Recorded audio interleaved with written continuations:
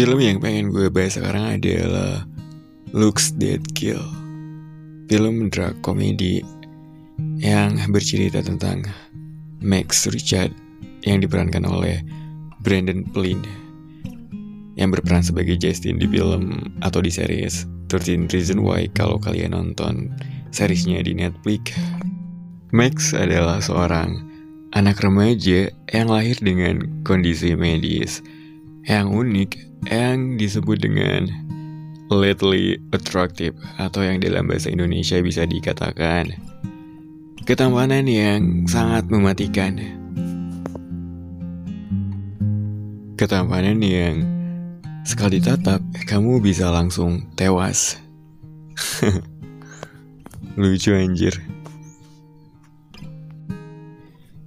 Bahkan nih sejak si Max dilahirkan, para dokter yang menangani persalinan si Max itu ketika lihat bayinya Max itu langsung pada terpesona dan seketika langsung tewas gitu aja.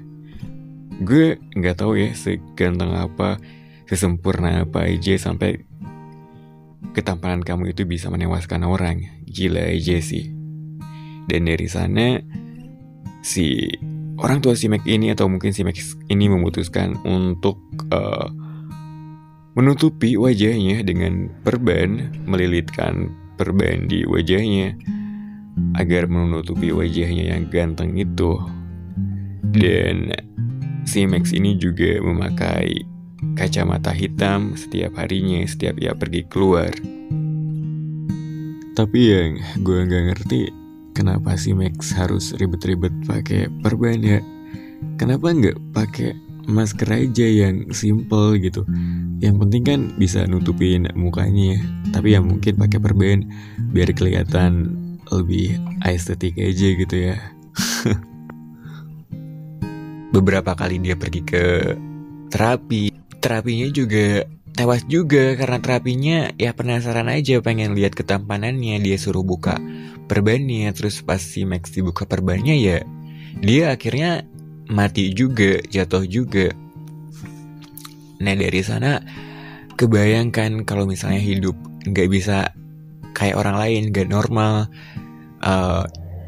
Lo ketika pergi keluar harus menutupi wajah lo gak punya temen, dan Max juga gak punya pacar. Max itu cuma punya teman satu orang, dan orang tuanya juga berusaha mengadopsi anak lain dari Asia, dari Cina juga. Dan kocak sih, orang tuanya tuh mengadopsi seorang anak cewek Asia yang gila sih. Gue favorit banget karakternya tuh kayak keren banget sih. Acuh banget karakternya tuh masa bodohan. Karakternya tuh yang bikin film ini juga gak boring, adanya karakter si cewek yang diadopsi keluarga si Max ini gitu. Iya, bisa kebayang lah kalau misalnya ketampanan kamu itu bisa menewaskan orang yang melihatnya gitu. Si Max ini beneran struggle sama kehidupannya gitu, dan orang tuanya juga mutusin buat pindah ke tempat yang penduduknya lebih sedikit gitu. Dan Max juga sehari-harinya cuma di rumah dan cuma hobinya nyulam doang.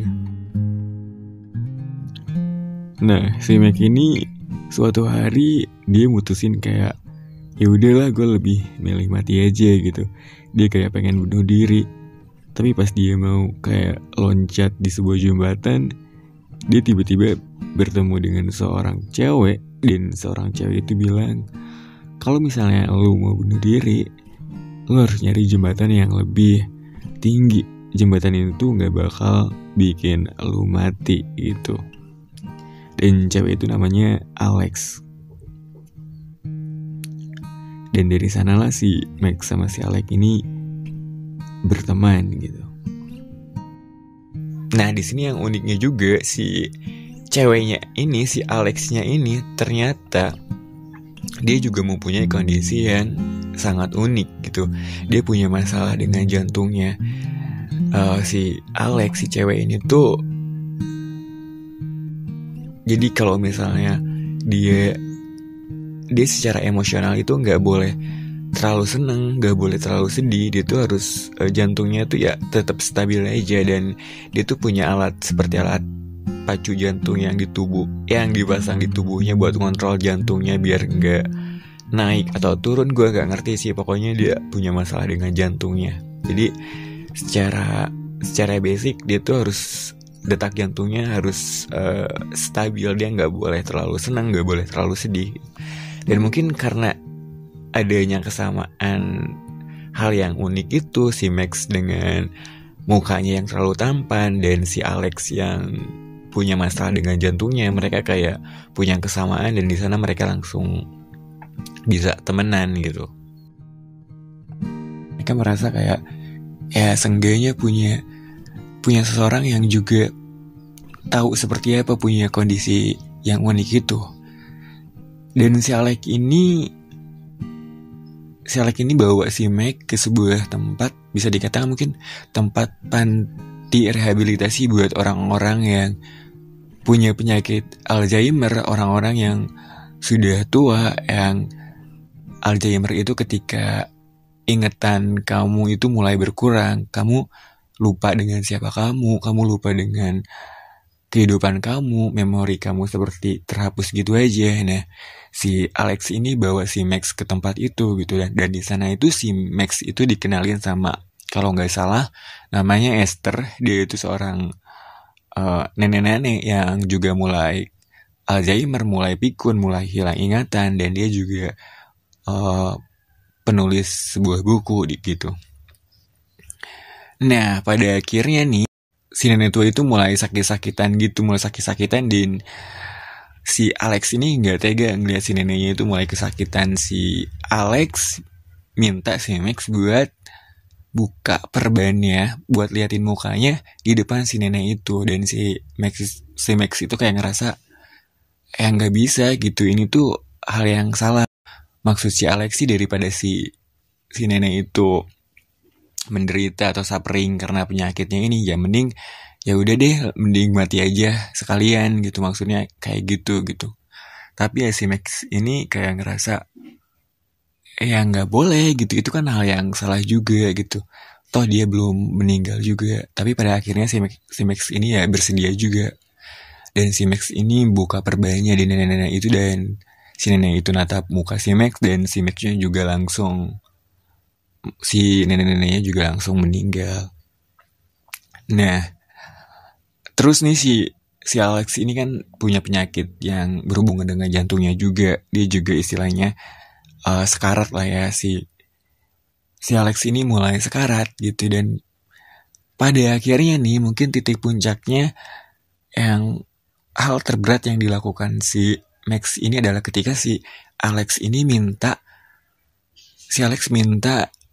Max itu buka balutan perbannya di hadapan si Alex, biar si Alex itu langsung meninggal gitu. Si Alex itu udah kayak kesakitan, udah kayak mungkin udah bener-bener kayak struggle banget dengan masalah jantungnya. Dia cuman kayak baringan di kasur gitu, dan pengen ya udahlah, gue pengen mati aja. Dan si Alex nyuruh si Max buat bukain perbannya si Max, dan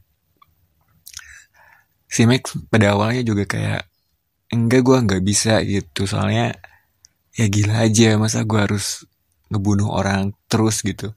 Tapi pada akhirnya si Max buka perbannya, tapi toh ternyata si Alex nggak mati gitu. Si Alex sama sekali nggak berpengaruh sama ketampanannya gitu. Justru pada akhirnya si Alex meninggal ya karena penyakitnya itu gitu. Nah, dari sana si Max ini mulai kehilangan seorang sosok temen, mungkin juga bisa dikatakan seorang pacar juga gitu ya, karena cewek yang deket yang pertama banget buat si Max gitu. Dan dari sana si Max itu ngerasa kehilangan sosok seseorang banget gitu. Si Max ini awalnya mengira kalau ketampanannya ini adalah sebuah kutukan. Ya gimana enggak ya, ketampanannya bisa menewaskan banyak orang. Tapi pada akhirnya dia sadar kalau misalnya ketampanannya bisa dimanfaatkan untuk hal yang baik gitu. Dan seperti yang gue bilang tadi gitu, Max ini mulai menolong orang-orang yang suffering, yang struggle sama penyakit mereka, yang bisa dibilang yang sekarat, yang lagi berjuang dengan penyakit mereka gitu. Dan dengan ketampanannya si Max ini bisa langsung kayak mematikan mereka. Gue nggak tahu sih ini bisa dibenarkan atau enggak gitu ya, ketika kamu mematikan orang gitu aja gitu, padahal belum takdirnya mereka meninggal. Tapi gue nggak tahu ya. Tapi ya itu yang dilakukan si Max gitu, karena mungkin daripada melihat mereka suffering, melihat mereka yang kesakitan karena penyakit mereka yang lebih memilih untuk ya udah deh, gue lebih baik mati aja daripada gue kesakitan kayak gini gitu. Nah itu sih yang dilakuin si Max ini. Si Max pada akhirnya menjadi seorang malaikat maut gitu, yang mencabut nyawa mereka yang sudah tidak menginginkan nyawa mereka lagi. Apa yang bisa gue ambil dari film ini adalah, kadang kita berpikir kalau misalnya kita terlahir dengan fisik yang sempurna, atau kalau aja misalnya kita ganteng, kita tampan, itu mungkin kehidupan kita bakalan jauh-jauh lebih sempurna atau lebih baik. Tapi kenyataannya ya siapa yang tahu gitu. Justru mungkin ketampanan itu bisa jadi ujian buat kita juga gitu. Dan yang gue yakin adalah setiap orang punya ujian mereka masing-masing gitu. Dan terlepas mau lo jelek atau misalnya mau lo tampan gitu ya hidup gitu. Mereka punya cobaan mereka masing-masing gitu. Ya cuman kita kadang ngerasa kalau misalnya ketampanan itu bakalan lebih bakalan bikin hidup kita lebih mudah. Tapi ya nggak seperti itu juga. Dan lewat film ini gue jadi lebih bersyukur, karena gue terlahir dengan muka yang bisa dibilang ya nggak cakep juga, muka yang biasa-biasa aja. Tapi ya gue bersyukur aja karena gue bisa menjalani kehidupan gue normal. Gue gak harus nutupin muka gue, karena gak bakal ada orang yang mati karena lihat muka gue yang membosankan atau apalah. Dan kata orang juga kalau misalnya cakep itu relatif gitu ya. Tapi yang gue percaya sih, orang-orang yang bilang kayak gitu cuman orang-orang jelek kayak gue sih yang bilang kalau misalnya cakep itu relatif. Ya intinya gue jadi lebih banyak bersyukur aja karena film ini gitu. Ya segitu ngomongin film gue kali ini. Di sini gue ngomongin sebebas-bebasnya aja. Gue nggak kayak review-review film yang harus kayak ngomongnya teratur atau apalah. Gue menyampaikan dengan gaya bahasa gue sendiri aja. Buat kalian yang udah nonton, gue apresiasi banget waktu kalian. Dan kalau kalian suka dengan video ini, kalian bisa subscribe channel ini dan like juga. Atau bahkan kalian bisa ninggalin komentar di kolom komen di bawah. Mari kita bahas film ini, atau misalnya bahas film apa aja. Mari kita ngomongin film, mari kita berbicara tentang film, biar lebih seru aja. Dan jangan lupa juga klik icon bellnya biar ada updatean selanjutnya. Lo bakalan tahu. Segitu aja review film kali ini. Sampai ketemu di video selanjutnya. See my face. You really know how to make a girl feel like Helen Keller.